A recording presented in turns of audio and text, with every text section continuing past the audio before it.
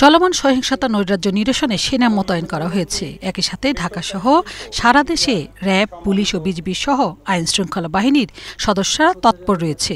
Internet সংযোগ ব্যাহত সহ অস্থিরতা সর্বকালের রেকর্ড ছাড়িয়েছে। প্রধানমন্ত্রীর সাথে মত বিনিময় সভায় ব্যবসায়ীরা এসব নিয়ে প্রধানমন্ত্রীর দৃষ্টি আকর্ষণ করেন।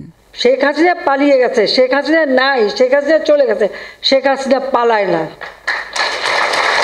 সবার বক্তব্য মনোযোগ দিয়ে শুনে প্রধানমন্ত্রী বলেন, বৈষম্য বিরোধী ছাত্র আন্দোলনের ব্যানারে মাঠে নামা শিক্ষার্থীরা জামাত, শিবির এবং বিএনপির ঢাল হিসেবে ব্যবহৃত হয়েছে। শিবির এবং জামাত জঙ্গি কায়দায় নাশকতা চালিয়েছে বলে মন্তব্য করেন প্রধানমন্ত্রী শেখ হাসিনা।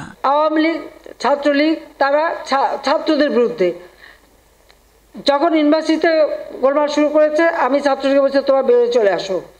বেচারারা বেরিয়ে চলে আসে, তাদের প্রত্যেকের রুম থেকে সমস্ত মাল ফেলে সব পুড়িয়ে দিয়েছে, মেরেছে। আমি যে কোনো কিছু করবো না, ধৈর্য ধরো। শিক্ষকদের গায়ে হাত তুলেছে,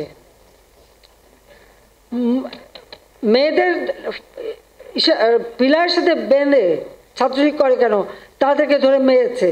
প্রধানমন্ত্রী বলেন, এদেশে তার বাবা এবং পরিবারের সকলকে নির্মমভাবে হত্যা করা হয়েছে। তার নিজের জীবনে ঝুঁকি রয়েছে জেনেও তিনি দেশের মানুষের জন্য কাজ করে দেশকে উন্নতির দিকে নিয়ে যাচ্ছেন।